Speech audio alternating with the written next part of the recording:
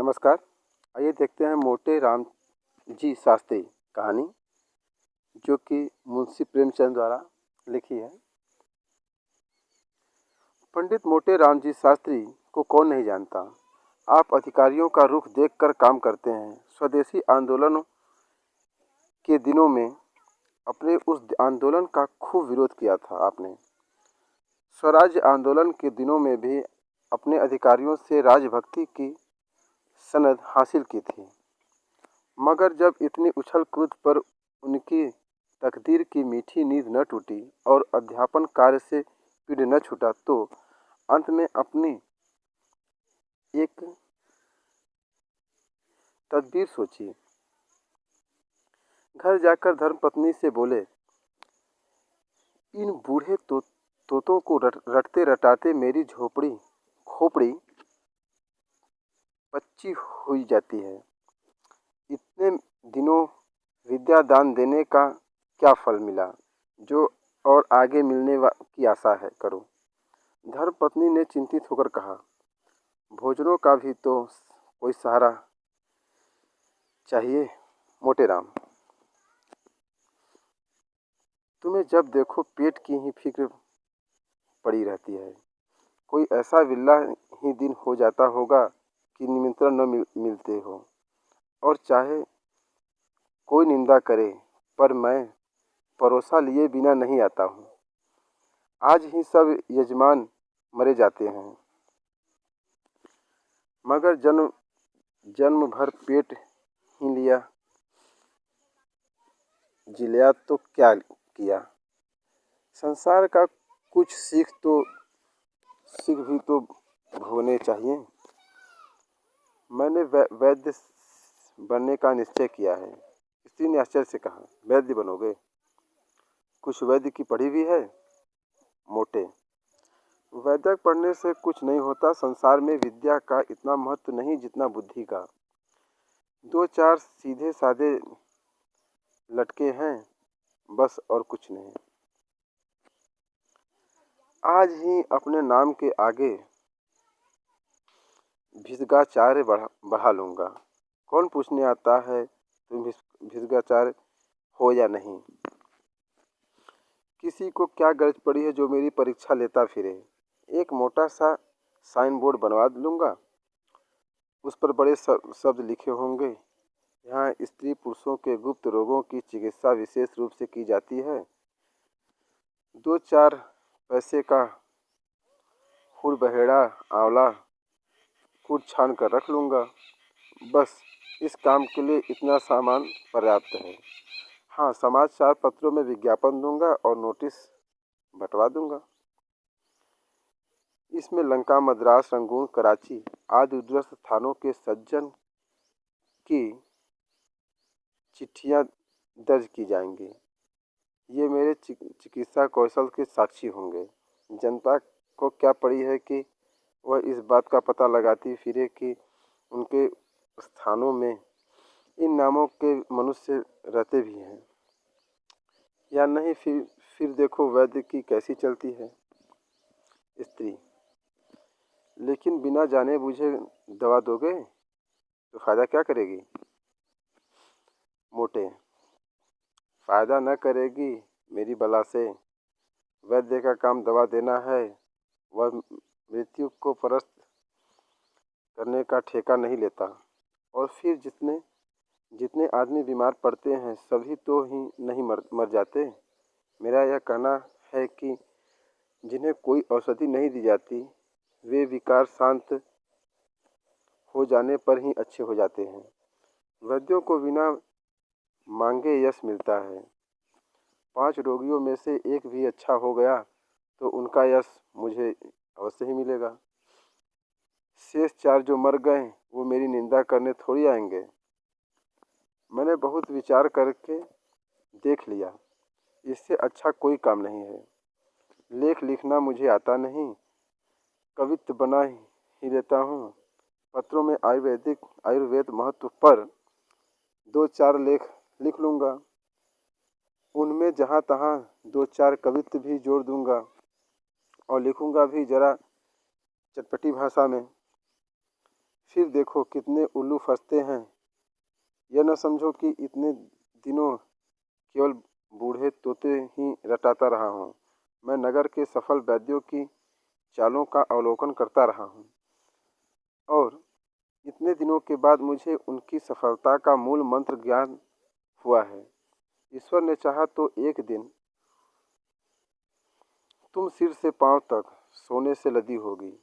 स्त्री ने अपने मनोल्लास को दबाते हुए कहा, मैं इस उम्र में भला क्या गहने पहनूंगी। न अब वह अभिलाषा ही है। पर यह तो बताओ कि तुम्हें दवाएं बनानी भी तो नहीं आती। कैसे बनाओगे? रस कैसे बनेंगे? दवाओं को पहचानते भी तो नहीं हो।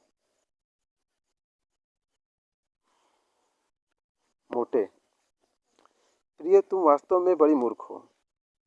अरे वैद्यों के लिए इतना इन बातों में से एक भी आवश्यकता नहीं।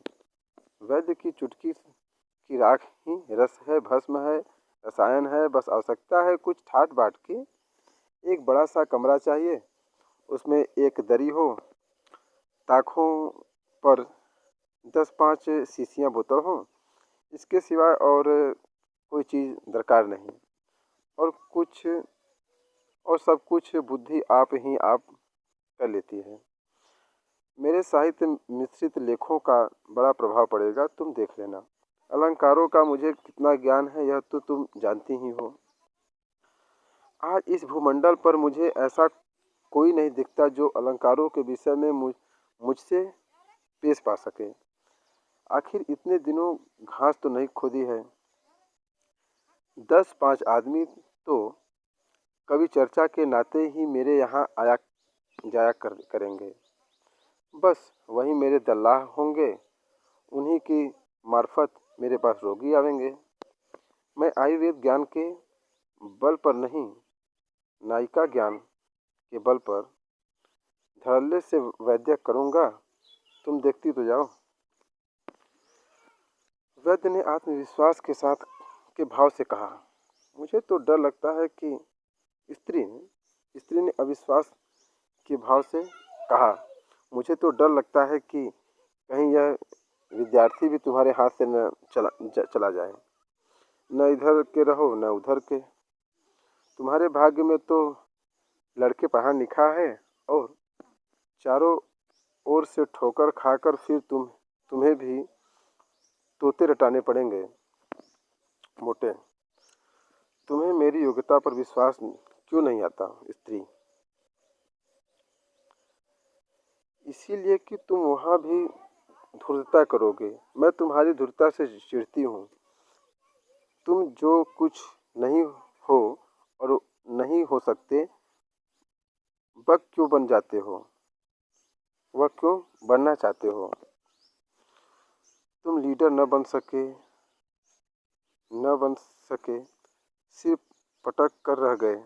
तुम्हारी धूर्तता ही फलीभूत होती है और इसी से मुझे चिढ़ है। मैं चाहती हूँ कि तुम भले आदमी बनकर रहो, निष्कपट जीवन व्यतीत करो, मगर तुम मेरी बात कब सुनते हो? मोटे, आखिर मेरा नायिका ज्ञान कब काम आवेगा? स्त्री स्त्री कहती है, किसी रईस को मुसाहिबी क्यों नहीं कर लेते? जहाँ 2-4 सुंदर कविता सुना दोगे, वह खुश हो जाएगा और कुछ न कुछ दे ही मारेगा। वैद्य का ढोंग क्यों रचते हो? मोटे, मुझे ऐसे ऐसे ऐसे गुण मालूम हैं जो वैद्यों के बाप दादों को भी नहीं मालूम होंगे। और सभी वैद्य 1-1, 2 रुपए पर मारे मारे फिरते हैं। मैं अपनी फीस 5 रुपए रखूँगा, उस पर सवारी का किराया अलग। लोग यही समझेंगे कि यह कोई बड़े वैद्य हैं, नहीं तो इतनी फीस क्यों होती? स्त्री को अब की कुछ विश्वास आया, बोली, इतनी देर में तुमने एक बात मतलब की कही है, मगर यह समझ लो, यहाँ तुम्हारा रंग न जमेगा। किसी दूसरे शहर को चलना पड़ेगा। मोटे हंसकर, क्या मैं इतना भी नहीं जानता? लखनऊ में अड्डा जमेगा अपना। साल भर में वह धाक बांध दूं कि सारे वैद्य गर्द हो जाएं। मुझे और भी कितने ही मंत्र आते हैं। मैं रोगी को 2-3 बार देखे बिना उसकी चिकित्सा ही न करूँगा। कहूँगा जब तक रोगी की प्रकृति को भली भांति पहचान न लूँ, उसकी दवा नहीं कर सकता। बोलो कैसी रहेगी? स्त्री की बाँछें खिल गई, बोली, अब मैं तुम्हें मान गई, अवश्य चलेगी तुम्हारी वैद्य की। अब मुझे कोई संदेह नहीं रहा, मगर गरीबों के साथ यह मंत्र न चलाना, नहीं तो धोखा खाओगे। साल भर गुजर गया। विशक आचार्य पंडित मोटे राम जी शास्त्री की लखनऊ में धूम मच गई। अलंकारों का ज्ञान तो उन्हें था ही, कुछ गा बजा भी लेते थे।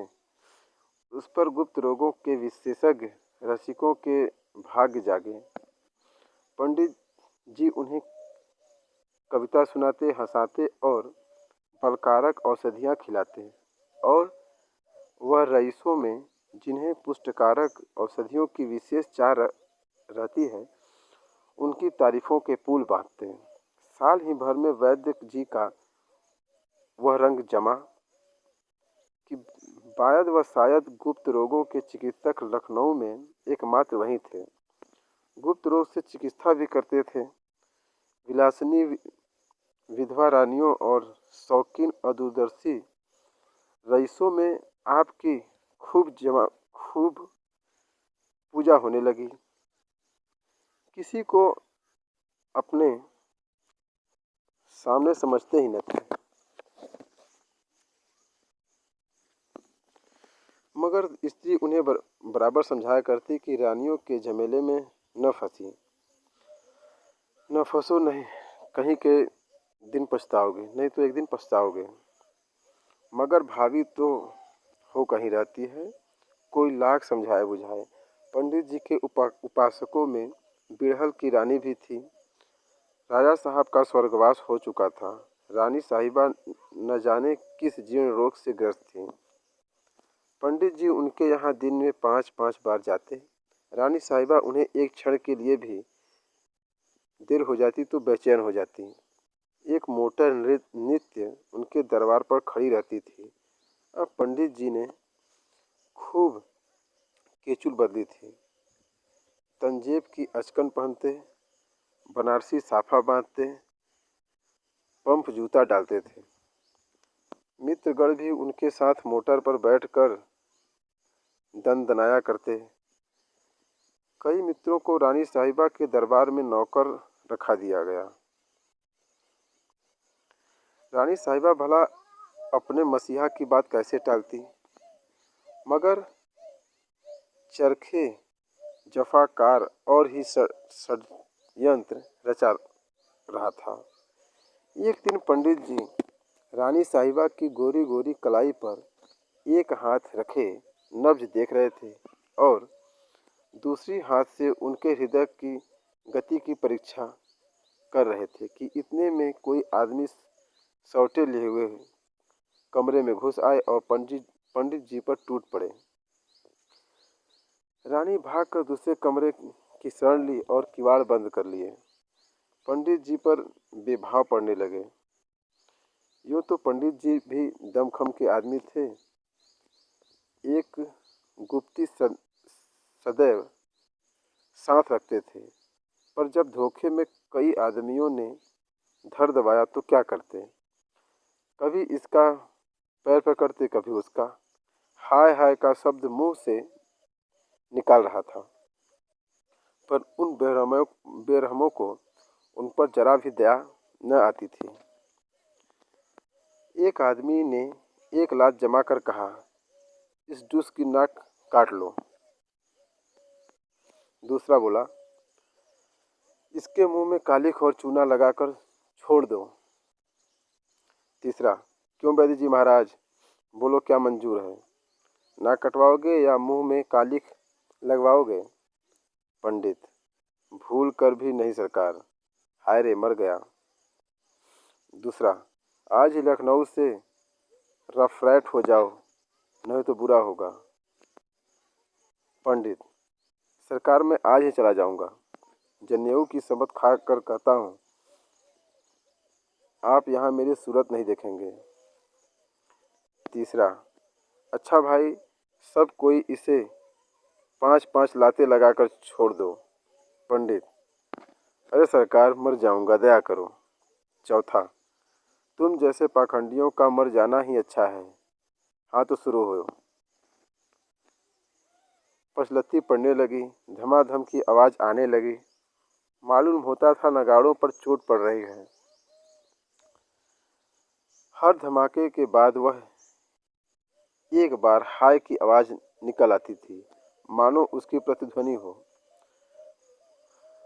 पचलत्ती पूजा समाप्त हो जाने पर लोगों ने मोटे राम जी को घसीट कर बाहर निकाला और मोटर पर बैठाकर घर भेज दिया। चलते चलते चेतावनी दी कि प्रातःकाल से पहले भाग खड़े होना, नहीं तो और भी इलाज किया जाएगा। मोटे राम जी लंगड़ाते कराहते लकड़ी टेकते घर गए और धम से गिर पड़े, चारपाई पर गिर पड़े। स्त्री ने घबरा कर पूछा, कैसा जी है? अरे तुम्हारा क्या हाल है? हाय हाय, यह तुम्हारा चेहरा कैसा हो गया? मोटे, हाय भगवान, मर गया। स्त्री, कहाँ दर्द है? इसी मारे कहती थी, बहुत रबड़ी न खाओ, लवण भास्कर ले आऊं? मोटे, हाय दुष्टों ने मारा, उसी चंडालिनी के कारण मेरी दुर्गति हुई। मारते मारते सबों ने भूरकुस निकाल दिया। स्त्री, यह तो कहो कि पीट कर आए हो। हाँ, पीटे हो, अच्छा हुआ। हो तुम लाते को के ही देवता। कहती थी कि रानी के यहाँ मत आया जाया करो, मगर तुम कब सुनते थे? मोटे, हाय हाय रांड, तुझे भी इसी दम कोसने की सूझी। मेरा तो बुरा हाल है और तू कोस रही है। किसी से कह दे ठेला वेला लावे, रातों रात लखनऊ से भाग जाना है, नहीं तो सवेरे प्राण न बचेंगे। स्त्री, नहीं, अभी तुम्हारा पेट नहीं भरा, अभी कुछ दिन और यहाँ की हवा खाओ। कैसे मज़े से लड़के पढ़ाते थे। हाँ, नहीं तो वैद्य बनने की सूझी। बहुत अच्छा हुआ, अब उम्र भर न भूलोगे। रानी कहाँ थी कि तुम पिटते रहे और उसने तुम्हारी रक्षा न की। पंडित, हाय हाय, वह चुड़ैल तो भाग गई, उसी के कारण क्या जानता था कि यह हाल होगा, नहीं तो उसकी चिकित्सा ही क्यों करता। स्त्री,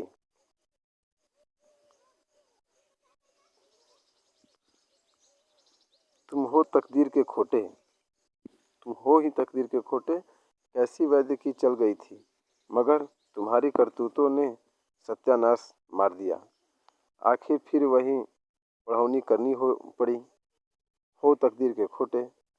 प्रातःकाल मोटे राम जी के द्वार पर ठेला खड़ा था और उस पर अस, असबाब लद रहा था। मित्रों में एक भी नजर न आता था। पंडित जी बड़े करा रहे थे और स्त्री सामान लदवा रही थी।